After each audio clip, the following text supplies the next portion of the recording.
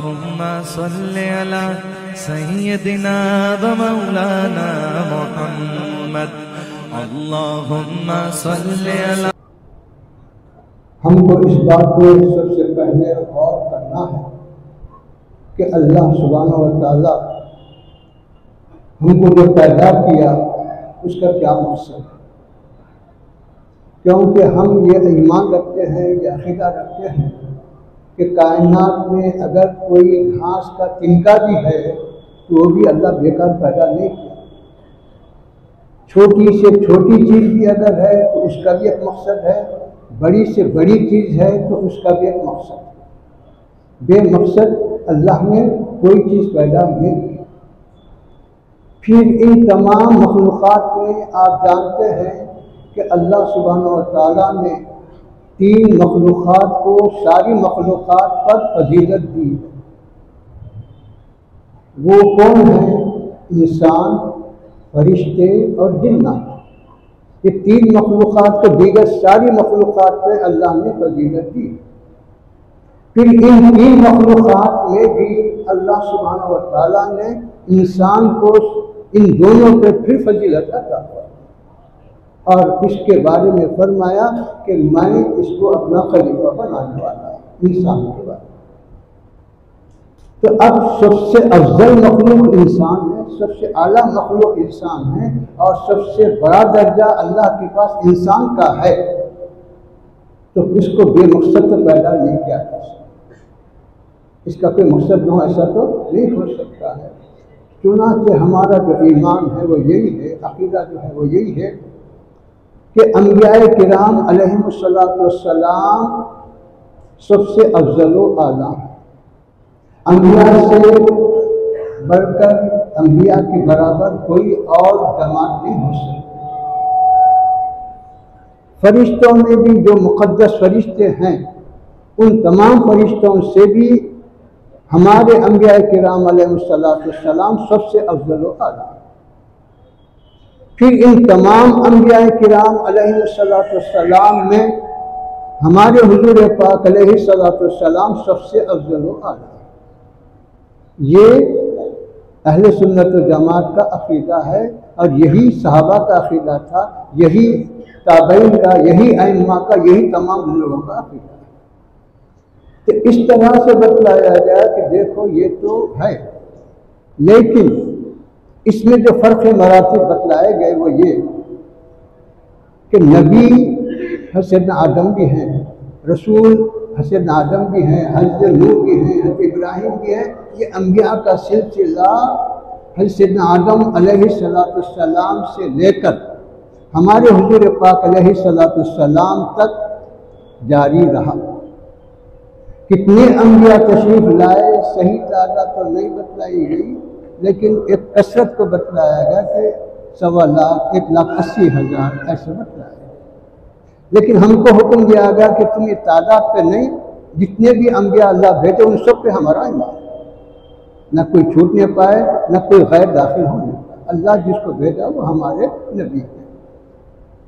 लेकिन आप गौर करें कि इन तमाम अंबिया की उम्मतें गुजरी, हर नबी की उम्मत है, कोई नबी कोई रसूल बगैर उम्मत के तो नहीं।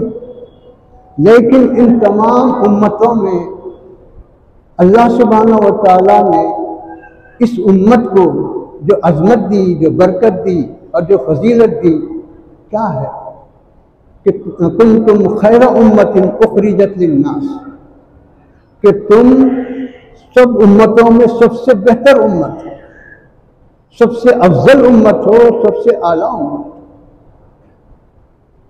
तो आप गौर कीजिए, इस उम्मत को ये जो शरफ मिला, ये जो अजमत मिली, ये जो फजीलत मिली, क्या इस उम्मत के अमल से मिली? क्या इस उम्मत के इल्म से इसको ये फजीलत मिली, या कोई और चीज़ है जिसकी वजह से ये उम्मत खैर उम्मत कहलाई? अगर अक्ल से, ईमान से गौर करें तो आपकी फजीलत की कोई वजह ना इल्म है, ना अमल है, ना कोई और चीज़। जितने आप असबाब देख रहे हैं, असबाब फजीलत बहुत हैं, तो असबाब फजीलत में आप जितने भी चीज़ों को तलाश करें, कोई चीज़ आपकी फजीलत की नहीं मिलती कि इसकी वजह से आपको फजीलत मिलती। क्योंकि जब कोई मुसलमान घराने में बच्चा पैदा होता है तो क्या कहते हैं कि खैर उम्मत में एक बच्चा पैदा, ये खैर उम्मत का एक फर्ज है, जबकि उसको न माँ की होश है, न बहन की तमीज़ है, न उसको नमाज मालूम, न रोज़ा मालूम, न कलिमा मालूम, फिर भी उसको खैर उम्मत का एक फर्ज कहा जा रहा है। तो क्यों कहा जा रहा है, उसकी वजह क्या है? तो बतलाया गया कि ये शरफ, ये बुजुर्गी, ये अजमत तुम्हारे किसी इल्म और अमल से नहीं, ये सिर्फ हुजूर पाक अलैहिस्सलातु वस्सलाम की निस्बत से तुमको ये अजमत दी गई है कि ये खैरुल अंबिया की उम्मत है, अफजलुल अंबिया की उम्मत है। तो जब नबियों में आप अफजल हैं तो उम्मतों में भी आपकी उम्मत अफजल है। इसकी निस्बत की वजह से आपको ये अजमत दी, ये फजीलत दी। फिर उम्मत में आप देखते हैं कि मदारिज है, दर्जात है, सहाबा है, ताबईन है, आइम्मा है, औलिया हैं, उलमा हैं, ये सब मदारिज है। लेकिन इनमें भी दर्जात है, मरातिब है। अब हुजूर पाक अलैहिस्सलातु वस्सलाम तशरीफ़ फरमा थे, सहाबा मौजूद। एक शख्स का गुजर हुआ, उस शख्स के बारे में हुजूर पाक अलैहिस्सलातु वस्सलाम ने दरियाफ्त फरमाया कि ये जाने वाला जो शख्स है, इसके बारे में तुम्हारा क्या ख्याल है? तो सहाबा उस शख्स को जानते थे।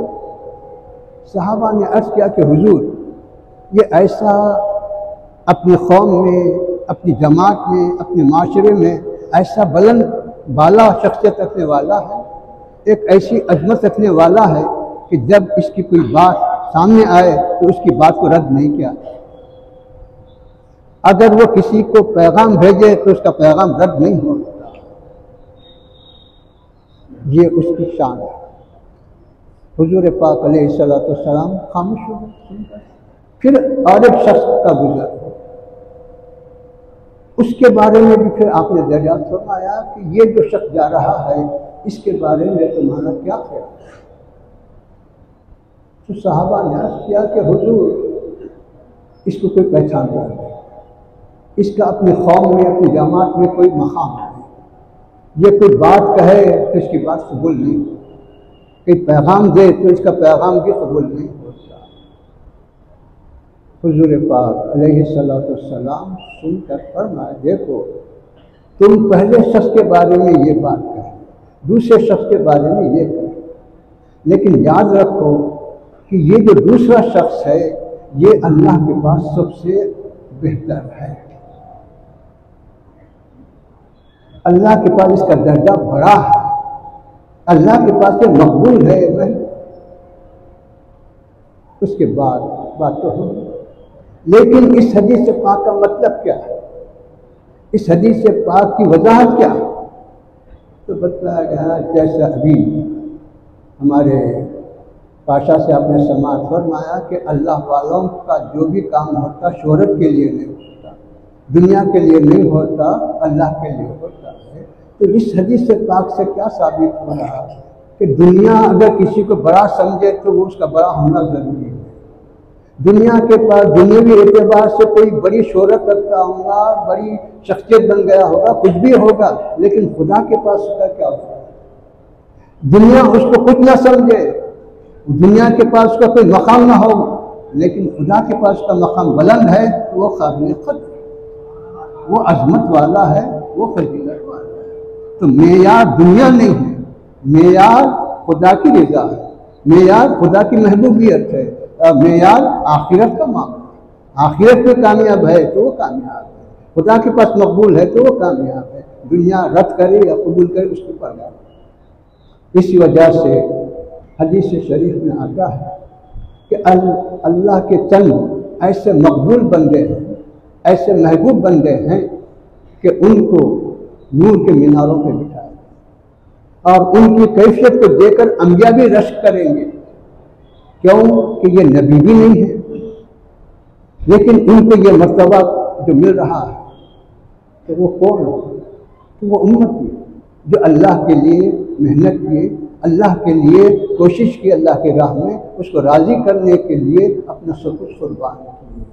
तो ये उम्मतियों के बारे में आता है कि ये उम्मती इस दर्जे पर फायज हैं कि अल्लाह उनको चाहता है, उनको कबूल दवाम अता फरमाता है। तो इस तरह से मेरे बुजुर्ग और दोस्तों, औलिया अल्लाह की जो जमात है वो यही ज़िंदगी का मकसूद बतलाती है कि हमारी ज़िंदगी का मकसूद न दुनिया कमाना है, हमारी ज़िंदगी का मकसूद न शोहरत है, हमारी ज़िंदगी का मकसूद कोई और चीज़ है कि हुकूमत हासिल करें, फलां करें, बल्कि औलिया की तारीफ से बताती है कि हुकूमत छोड़कर उन्होंने फ़कीरी पर किया। कोई फ़कीरी को छोड़ के हुकूमत हासिल नहीं करा, कई तारीख में नहीं मिलता। तारीख में ये मिलता है कि उन्होंने हुकूमत को छोड़ा, दौलत को छोड़ा और फ़कीरी को किया। ये तारीख मिलती है, ये तारीख में नहीं मिलती कि कोई शख्स जो है फ़कीरी को छोड़ के बादशाह करता है। ये तो हमारे पैदा किए जाने का मकसद खुदा की मारिफत और खुदा की रज़ा हासिल कर, यही मकसद है। वमा खलक़्तुल जिन्ना वल इंसा इल्ला लियअबुदून, जो बतलाया गया वो ये कि अल्लाह इसलिए पैदा किया कि तुम मेरी इबादत करें, और इबादत बग़ैर मारिफत के नहीं। पहले खुदा को जानना, पहचानना, मानना, ईमान लाना, तो फिर वो मोमिन कहलाएगा। ईमान के बाद अमल का दर्जा। बग़ैर ईमान के कोई अमल काम नहीं देता, बग़ैर ईमान के कोई इबादत काबिल कबूल नहीं। सारे आमाल का दारो मदार ईमान पर है। ईमान है तो अमल है, अगर ईमान नहीं है तो अमल नहीं है। इस वजह से हुजूर पाक अलैहिस्सलातु वस्सलाम ने यही इरशाद फरमाया कि तमाम चीज़ों का दारो मदार खातिमा बिल खैर पर है। अगर खातिमा बिल खैर है तो फिर अमल भी काम आएगा, नमाज भी काम आएगी, रोज़ा भी, जो भी है सब काम आ सकते हैं। अगर खातिमा बिल खैर ना हो, खुदा ना खास्ता, तो फिर कोई अमल काम आने वाला नहीं है, कोई इल्म काम आने वाला नहीं है। ये सब के सब धैर्य है। तो इसलिए बुजुर्गों ने बताया कि तुम नेक आमाल करते हुए खातिमा बिल खैर की दुआ करते हो, क्योंकि हदीस पाक में आता है कि एक बंदा नेक अमल करते करते इतना उसमें आगे बढ़ जाता है कि उसके और जन्नत के दरमियान सिर्फ एक हाथ का फासला है, लेकिन आखिर में एक ऐसा अमल करता कि जिसकी वजह से वो जन्नत से महरूम होकर दोज़ख में चले। फिर आपने दोबारा इरशाद फरमाया कि एक बंदा अपने गुनाहों में लुत्फ जिंदगी गुजारता, हमेशा फिस्क व फुजूर में वो मसरूफ रहता है, लेकिन आखिर वक्त कुछ एक ऐसा अमल करता है कि उसकी वजह से अल्लाह उसके गुनाहों को माफ़ करके जन्नत में भेज। तो यही है, इसलिए बुजुर्गों ने बताया कि तुम अल्लाह से हमेशा ये दुआ मांगते रहो कि खातिमा बिल खैर। तुम अपने अमल पे इल्ज़ाम मत करो, तो अपने इल्म पे इल्ज़ाम मत करो। इल्म पर, अमल पर कोई इल्ज़ाम काम नहीं देता, उससे कोई फ़ायदा नहीं होता, न दुनिया में फ़ायदा होता न आखिरत में फ़ायदा। ये सारे का सारा मामला खातिमा बिल खैर पर है। तो इसी वजह से मेरे बुजुर्ग और दोस्तों, आज हम जिस बाअज़मत बाबरकत शख्सियत के याद में जमा हुए, इनको हम मुहद्दिस दक्कन के नाम से याद करते हैं। इनकी ज़िंदगी हमारे नज़रों के सामने, इनका उठना, इनका बैठना, इनका चलना, इनका फिरना, इनकी गुफ्तगू, इनकी नसीहत और इनकी किताबें और इनके सारी चीज़ें हमारे साथ। कैसा है? तो एक मिसाल देके आप अपने वाज में फरमाते हैं, मियाँ अल्लाह बख्शने वाला है बोल के गुनाह करते क्या? गुनाह कर रहे हैं और ये बोलते हैं कि अल्लाह बख्शने वाला है। ऐसा नहीं होता। मरहम रखा हुआ है तो हाथ काट लेते तुम, का हाथ कट गया तो मरहम लगाना और बात है, लेकिन मरहम को देख के हाथ काट लेना और बात है। इसको समझो नहीं। तो तुम जो है अल्लाह बख्शने वाला का गुनाह करते जा रही, ये सही नहीं है। हाँ, गुनाह हो गए तो तौबा करो, ये बख्शने वाला या गुनाह करते जाओ, ये सही नहीं। ऐसी नसीहत और ऐसी तरबियत फरमाया करते। चुनांचे बीएमडी के एक हमारे दोस्त थे, आते जाते थे, वो हजरत के मुरीद भी थे। वो और उनके एक दोस्त हजरत से मिलने के लिए आए। वो दोस्त जो है हजरत की खिदमत में जा रहे हैं तो कुछ तोहफा लेके जा, तो ये मकई के जो भुट्टे होते हैं वो लिए। तो वो उनके पास जितने पैसे थे उसमें 7 भुट्टे आए। अब उन्होंने सोचे कि 7 क्या हिसाब से दूँ। वो भुट्टों में से 3 भुट्टे बगैर उसको गोले के डाल दिए। 10 भुट्टे लाके हुजूर हजरत की खिदमत में पेश करने के बाद हजरत ने फरमाया कि इसमें से 3 भुट्टे निकालो। ये नहीं फरमाया कि तुम ऐसा करे तुम ऐसा करे, नहीं फरमाया, सिर्फ यही फरमाया कि इसमें से 3 भुट्टे निकालो। अब जाहिर है कि इस शर्मिंदगी का क्या हाल हुआ कि वो जो अपनी गलती को छुपाना चाह रहे थे, गलती जाहिर हो गई। और ऐसी गलती थी कि जो मायूब समझी जाती। तो ये नहीं, डांट डपट भी नहीं किया आपने, कुछ भी नहीं फरमाया, सिर्फ इतनी नसीहत फरमाई, 3 भुट्टे। तो ये और इस तरह से मेरे बुजुर्गों और दोस्तों, उन हजरात की सोहबत में जो रहे, उनसे जो फैज़ पाए, उनके बयान सुनने से, उनके कैफियत सुनने से आपको पता चलता है कि क्या इल्म था, क्या अमल था, कैसी आपके अंदर रूहानियत थी और कैसे अल्लाह ने आपको उन चीज़ों से नवाजा। आज किसी चीज़ को आप न देखें, सिर्फ हजरत की एक तस्वीर जो ज़ुजाजतुल मसाबी के नाम से, जो हदीस का एक मजमुआ है। हदीस का मजमुआ बुखारी भी है, मुस्लिम भी है, सियाह सित्ता की और किताबें भी हैं। लेकिन 1400 साल के बाद ये जो मजमुआ आया, ये जो ज़ख़ीरा आपने जो तैयार किया, इसकी खुसूसियत क्या है? क्योंकि हदीस तो नहीं आ सकती, हदीस तो वही है जो 1400 साल पहले थी, उससे हट के कोई हदीस नहीं आ सकती। तो 1400 साल पहले तमाम अहादीस जमा हो गए। अब उसी जमा शुदा अहादीस में से कोई अपने हनफी मज़हब के मुताबिक अलग कर लिया, कोई शाफी मज़हब के मुताबिक अलग कर लिया, ये सब अलग अलग कर लिया, ये अपनी जगह है। लेकिन यहाँ पर हजरत ने उन अहादीस पर अपना जो हाशिया लिखा वो काबिल तारीफ, काबिल कदर। हदीस तो वही है, बुखारी में भी वही है, मुस्लिम में भी वही है, अबू दाऊद सब में वही है, हदीस तो नहीं बदल सकती। लेकिन हदीस का जो मतलब है, हदीस से जो मसले का इस्तिखराज है, हदीस से जो तसव्वुर की बात निकलती है या फिक़ही मसला निकलता है या कोई नसीहत की बात निकलती है, उसका इजहार करने का दरवाज़ा बंद नहीं हुआ, क़यामत तक वो जारी है। हर अल्लाह जिसको भी सीना खोलता है वो अपने हिसाब से उसकी तशरीह करता है। तो हजरत का ये जो हाशिए का काम वो आज सारी दुनिया में ये पहला काम, सारी दुनिया में, क्योंकि ऐसा मजमुआ जो फ़िक़्ह हनफी के मुताबिक हो और उसकी ये तशरीह की गई हो, वो तशरीह आप ही की ज़ात के साथ खास, वो आप ही का हक़, कोई और हम इसके बारे में नहीं कह सकते कि ये आप पर अल्लाह का फजल था, ये काम हो। ये अब उसके तर्जुमा उर्दू में भी हुआ, उस किताब का हाशिए का, उसका अब तर्जुमा जामी निज़ामिया की जानिब से अंग्रेजी में भी किया जा रहा है, ताकि ये मालूम हो कि दक्कन के बुजुर्गों की क्या खिदमत है। वरना हर एक ये बोलता है दक्कन में क्या है, हैदराबाद में क्या है, वो फलां में क्या है। उनके उस जवाब के लिए उसका तर्जुमा उर्दू में भी हुआ, अंग्रेजी में भी हुआ और सिलसिला जारी है।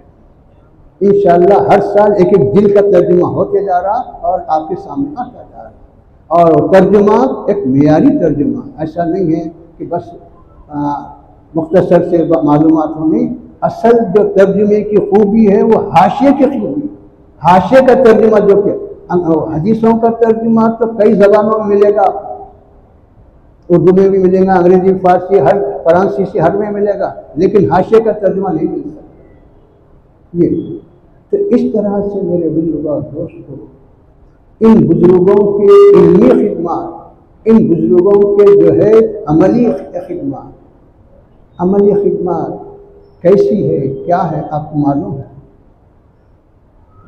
कि तरावी के 20 रकात, तहज्जुद के 8 रकात, तहज्जुद में तो एक पारा सुनते और तरावी में एक पारा और तहज्जुद में 3 पारे।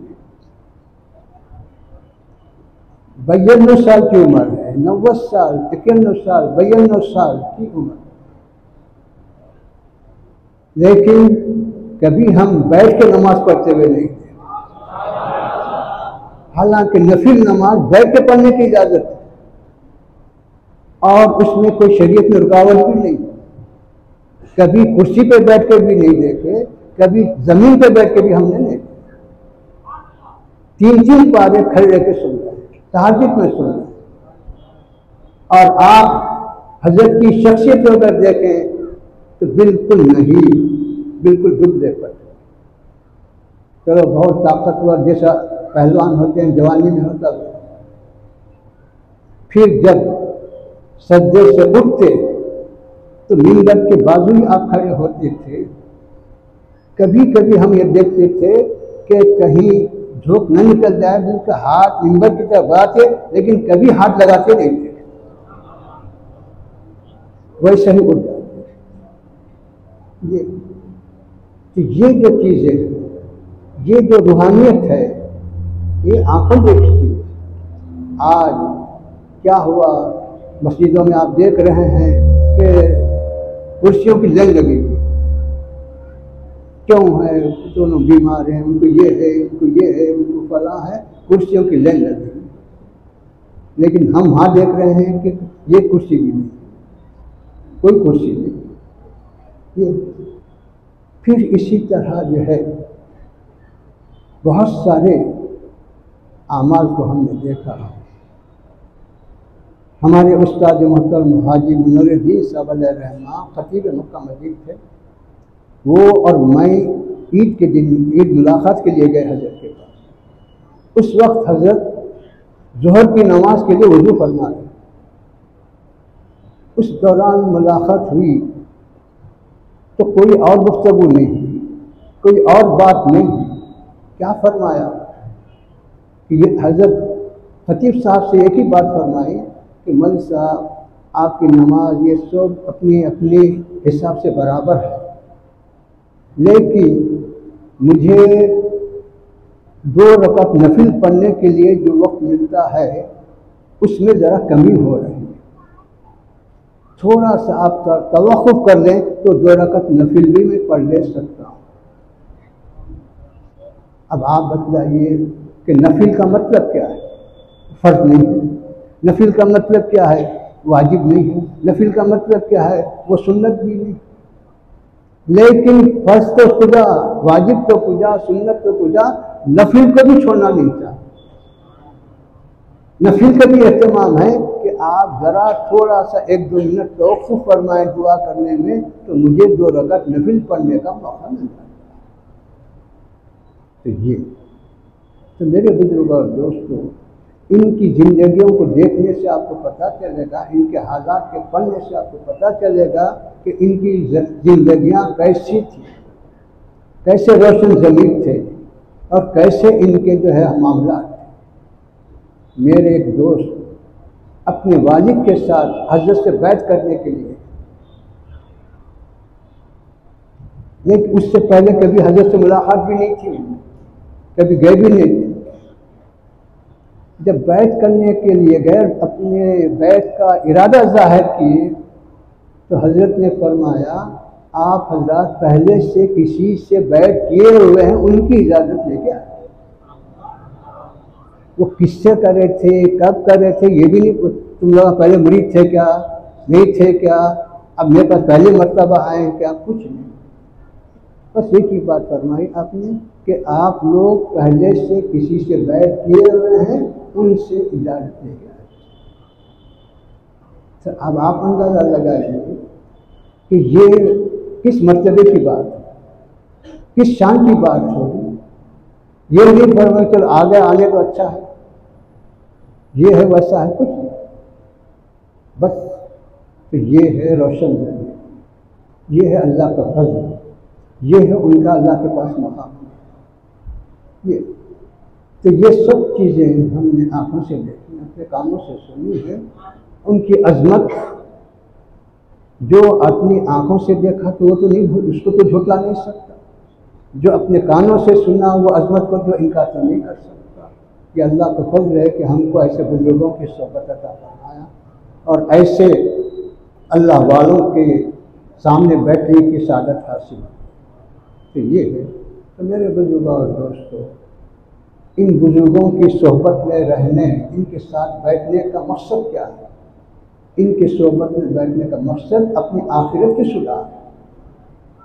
हम अपनी दुनिया के लिए इनके करीब होना चाहते हैं, ये फर्क है कि हम बुजुर्गों के करीब अपने दुनियावी मसाइल के लिए होना चाहते हैं। दुनियावी मसाइल ज़ैली चीज़, वो बयान करो कि कोई बीमार है तो दुआ कीजिए, हज़रत कोई परेशान है तो दुआ की, वो अलग बात है। लेकिन मकसद ये मत बनाओ कि इसके वास्ते मैं उनके पास जाऊँगा, इसके गरज से मैं उनसे मोहब्बत करूँगा। ये मकसद और गरज हमारी क्या होनी चाहिए कि अल्लाह के वास्ते मैं उनके करीब हूँ, उनकी कुछ नसीहतों से फ़ायदा उठाऊँ, उनकी सोहबत की बरकतों से कुछ हासिल करूँ ताकि मेरी आखिरत सुधर जाए। ये मकसद होना।